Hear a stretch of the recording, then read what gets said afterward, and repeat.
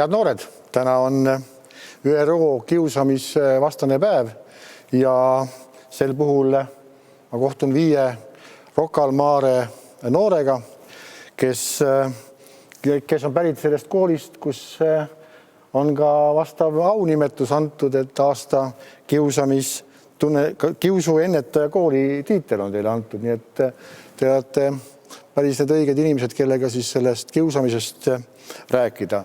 Eks muidugi me kõik oleme ilmselt oma elus tunnetanud kiusamist, kaasa arvatud ka mina oma noores põlves, aga kiusamisega nii, et müramist ja kiusamist ei tohi ka segamini ajada. Sellised asjad ikka toimuvad, et kiusamine on pigem selline tegevus, mis tõesti on pikaajaline pahatahtlik. Nii et teie ja ma arvan, et meie kõik ju loodame, et seda kiusamist ei oleks ja tahame, et seda ka ennetada. Teie olete nüüd siit koolist pärit, kus te juba algusest saadik olete selle programmiga seotud, et kuidas te ise tunnetate, kas kiusamist on palju ja kuidas see kool on aidanud siis seda ennetada või seda tunnetust nagu muuta? Nagu selles mõttes, et meie koolis mina kiusamist peaaegu üldse ei tunneta. Minu arust meie kool on nagu kiusamise vaba kooli nagu sellise hea tiitli saanud, et meil on tõesti nagu väga turvaline ja mõnus käia koolis, et ei ole sellist hirmu, et mingi päev keegi võib mind lihtsalt kiusata, sest et ma olen mina. Ja näiteks mõnes koolis, kus näiteks ei ole kiva, võib vabalt seda sama asja palju rohkem olla. Ja ma arvan, et neid konflikte üksteisega suheldes igapäevades ja neid põrkumisi üksteisega on päris palju ja kui see konflikti või põrkumise see lumepall läheb käima ja veereb, siis seda kiusamist ikkagist võib päris palju tekkida ja meie koolis ongi väga hästi ja sellega nii suurt probleemi ei ole, aga ma arvan, et väljaspool kooli seda kiusamist ikkagi toimub ja seda on probleemselt palju. Aga kui nüüd vaatate, te ütlete, et teistes koolides on seda rohkem, aga mis siis teie koolis on tehtud selleks, et seda kiusamist oleks vähem või üldse ei ole? No meie koolis on erinevad programmid, kus siis on 1. klass, 4. klass ja siis 3. see on siis 7. klassis. Et on erinevaid õppusi, oleme teinud erinevaid harjutusi, muid tegevusi, jah. Me oleme palju õppinud ka kivast ja et kuidas üldse kiusamist ära tunda ja kuidas seda märgata. Ja kuidas sellele stopp panna. Aga kuidas teile õpetatakse? Siin on 1. klass ja 7. klass ilmselt on väga erinevad. Kuidas teile on õpetatud, et seda ära hoida? Öelda lihtsalt, et kuulge, ärge kiusake, see ilmselt ei tööta. See on väga lihtne. Ma arvan, et me oleme selle protsessi käigus nüüd 1. 7. klassini inimestena hästi palju arenenud ja saanud targemaks selles suhtes, et me julgeme, me oleme ise nii palju julgemad, et minna siis kiusamisele vahele ja pannagi sellele käsi ette. Ja me tunneme ära selle kiusamise, me oskame seda palju paremini märgata, me oskame aidata seda ohvrit, samas suunata ka seda kiusajat, et äkki ei teeni, teine ju tunneb ennast väga halvasti. Ja need teadmised, mis me oleme saanud, ma arvan, et me igapäevaelus kasutame neid väga palju alateadlikult. Aga mida peab üks noor siis tegema, kui ta tunnetab, et teda kiusatakse? Ma arvan, et kõige peamine asi on lihtsalt kellegile rääkida üldse. Et kas või mingi enda kaisukale rääkida. Jah, et selles mõttes, et kui sa tunned ennast kiusatuna, siis ongi nagu ülitähtis, et sa jää selle murega üksinda, et sa jagad selle kellegiga, mille tõttu ongi ülitähtis, et koolis on kiva tiim, kes alati nagu võtab sind kuulda, alati aitab sind, et nad päriselt ka tegelevad sellega, nad pakuvad toetust. Jah, et kunagi ei tohi jääda sellega üksi, on alati pool mure juba lahendatud, kui sa saad kellegile rääkida, on see siis keegi lapsevanem, sõber, loom, vahet ei ole. Aga te ütlesite kiva tiim, mis asi see kiva tiim on?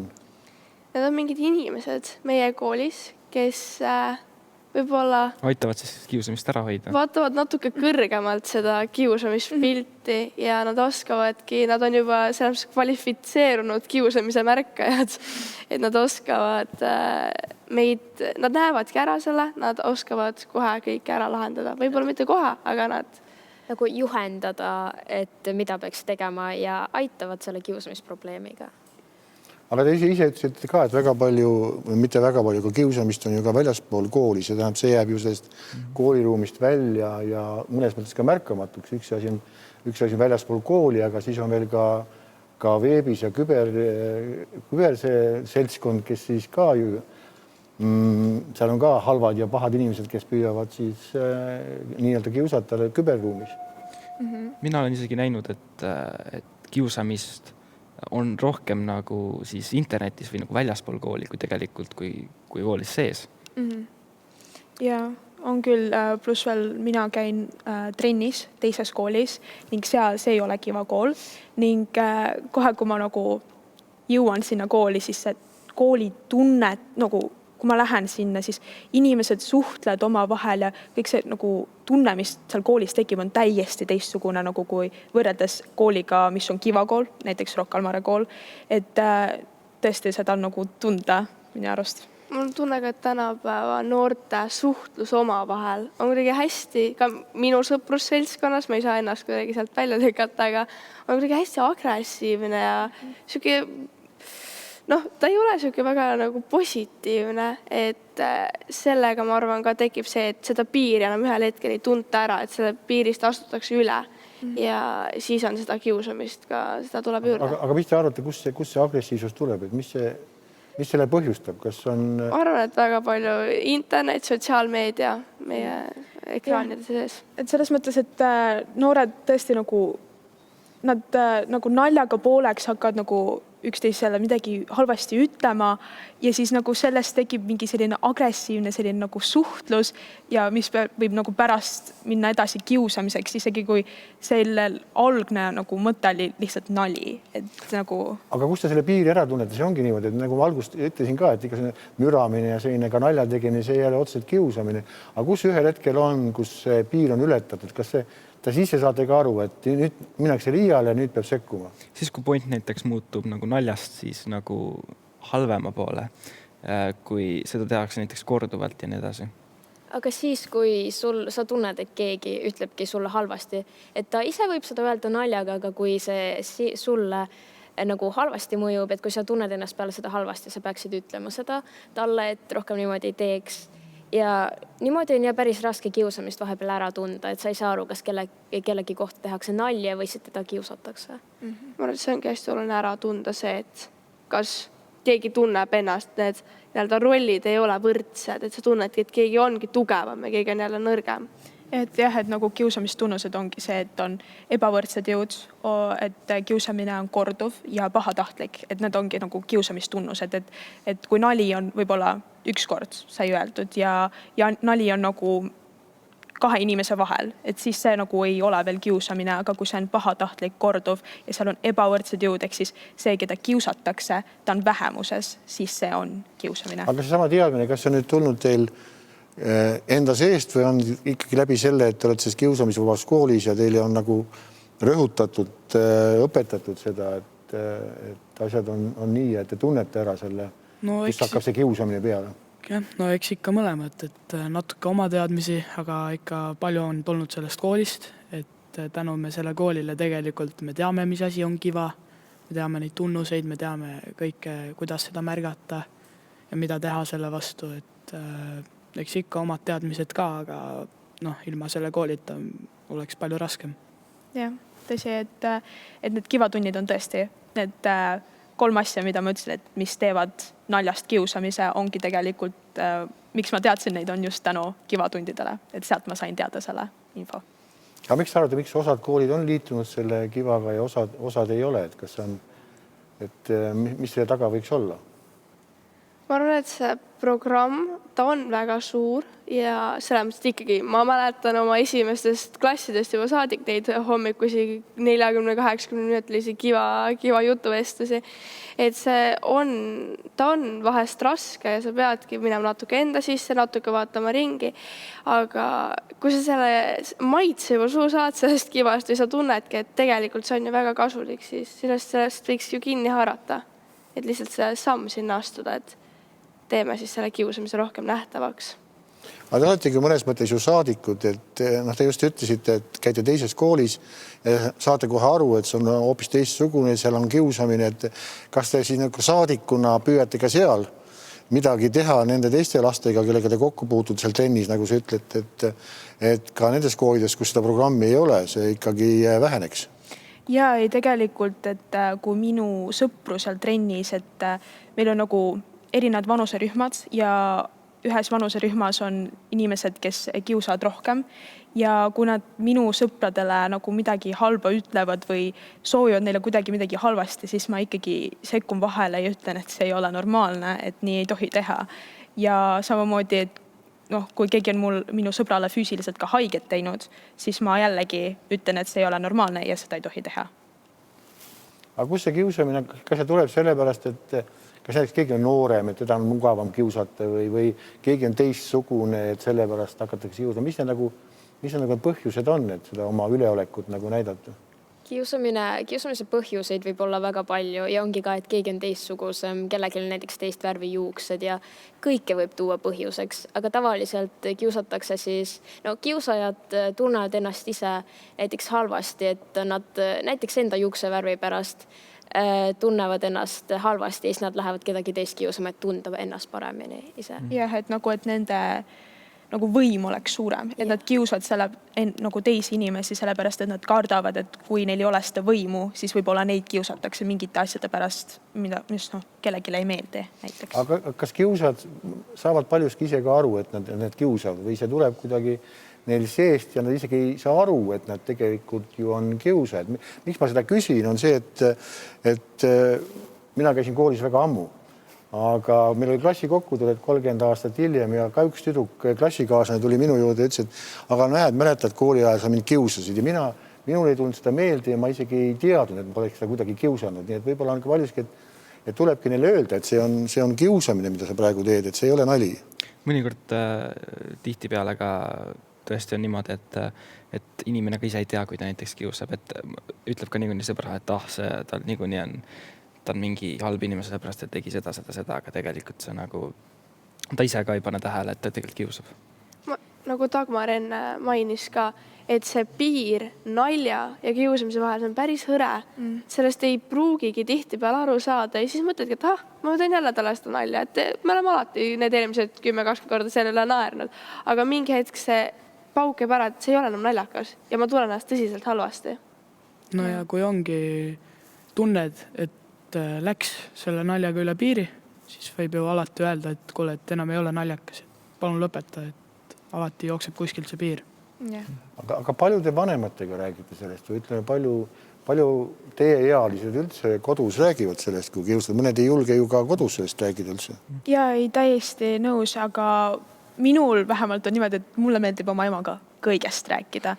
Nii et jah, ma räägin et mis üldse koolis toimub, mis minuga toimub, nii et nagu selles mõttes mul sellist nagu probleemi ei esine, aga jah, seal on tõesti väga palju noori, kellega peres ei ole häid suhteid ja nad ei julge rääkida sellest asjadega isegi nagu pereliikmetega, aga siis tulebki nagu leida keegi sulle lähedasem ja keda sa usaldad ja temaga rääkida. Ja ma olen ka super tänulik oma vanematele, et ma saan nende õigest rääkida ja nad on mul alati olemas. Aga ma kardan, et paljudel ei ole niimoodi. Jah, ma mõtlengi, et suuremas pildis see, et sul ei ole sul ei ole seda usaldust oma vanematele, et nendele rääkida sellest probleemist, et seda on, aga sellel juhul ongi, leia endale palun keegi, kellele sa saad rääkida, sest et oma murega üksi jäämine on kõige õudsem asi, mis sa endale sellises olukorras teha saad. Sa saad ka lihtsalt enda õpetajale rääkida või kellegile muule täiskasvanule, keda sa usaldad siis. Yeah. Aga kas koolis, ütleme tavalises koolis on kedagi, kelle juurde siis minna? Üks siin lähed oma klassi ja koolikaaslast juurde, aga kas on õpetaja või kuidas te tunnetate, kas õpetajad on valmis kuulama teid ära, sest meil kõigil on ju nii kiire ja võib-olla pole aegagi ära kuulata teid? Õpetajad on enamusest mõtet usaldada selliste asjadega ja kui su koolis on kiva, siis saad ka kindlasti kivale rääkida enda probleemist, et nad alati kuulavad sind ja kuulavad su muresi.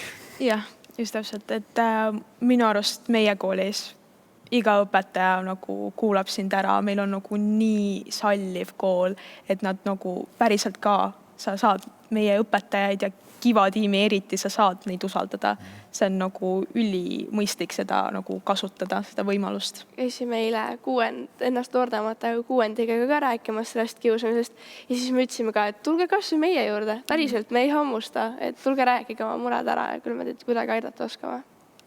Aga paljud me korraks puudutasime küberkiusamist, et see on kuskil kaugel ja eemal ja et kas see tuleb ka kuidagi kooli tagasi, et räägitakse seda küberkiusamisest või te hoiate nagu endale seda kõike, mis seal avarustes nagu toimub? No jah, et see küberkiusamine ongi siuke palju võib-olla ka varjatum, aga see ongi, mina vanemaks sa saad, seda rohkem ongi see kiusamine salasem. Seda ongi raskem märgata võib-olla ja igaüks ei jaga seda, ei julge jagada seda, näiteks kiusaja kui ka ohver siis. On erinevaid võimalusi. Aga kas te ise olete tunnetanud seda küberkiusamist ja te tunnetate ära, et seal läheb asi kurjaks kätte?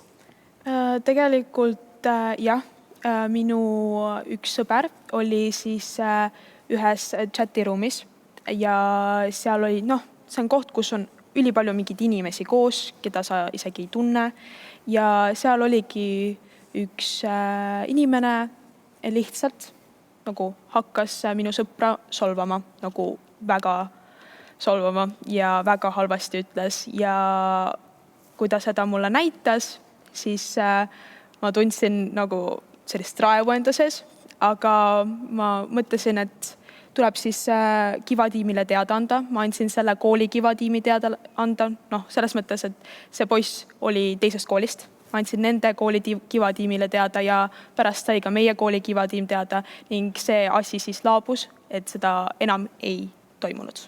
Et jah.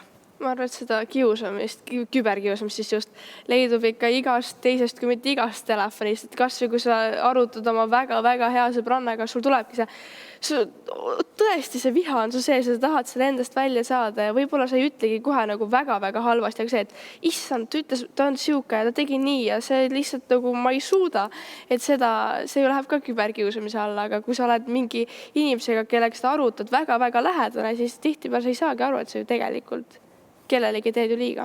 Mõnikord küberkiusamist on lihtsam, on sellest lihtsam aru saada, et see on küberkiusamine kellelgi, kes vaatab kõrvalt, kes ei ole siis see ohver ega ei ole see kiusaja ja siis tema saabki aru, et see on küberkiusamine ja siis hea on näiteks ka temal minna kellegile rääkida, et ma arvan, et toimub küberkiusamine. Jah, just täpselt. Aga ma nüüd selle jutu ümber pööran, et mida te arvate, mida mina saaksin ära teha? Et seda kiusamist oleks vähem ja võib-olla on mulle ka mõni küsimus.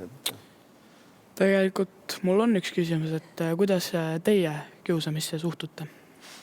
No arusaadavalt, kui ma siin teiega koos istun, siis see suhtumine on ju selge, et eks me kooli ajal ole kõik natukene tundnud, ka mina olen tundnud kiusamist erinevatel põhjustel, nii et see ei ole ju meeldiv tunne, et arusaadavalt sellest võib koodidest lahti saada, mitte ainult koodidest ka väljaspool kooli, nii et mina olen kindlalt seda meelt, et see programm, mis on selleks loodud ja kuulates teid, ma saan aru, et see on ikkagi üks hea lahendus, et seda kiusamist oleks koolis vähem. Ja need lahendused või mis te täna ju rääkisite, see on ju, teate, mis need lahendused on, nii et tähtis on siis seda ka teistele edasi anda ja ma soovingi teile edu ja suur tänu selle väikese ja lühikese vestluse eest ja nüüd ma soovin öelda ka paar sõna teistele noortele, sest selle kiusamisvaba päeva puhul, mis ÜRO on siis meile nii-öelda andnud. Nii et kiusamisvaba kooliprogramm on Eestis tegutsenud üle 10 aasta ja juba need aastad on toonud koolidele kaasa olulisi muutusi, tänu millele saavad paljud noored nautida turvalist õppimise keskkonda. Aga selle programmi ning teiste sarnaste algatuste tegelik mõju selgub ju palju hiljem.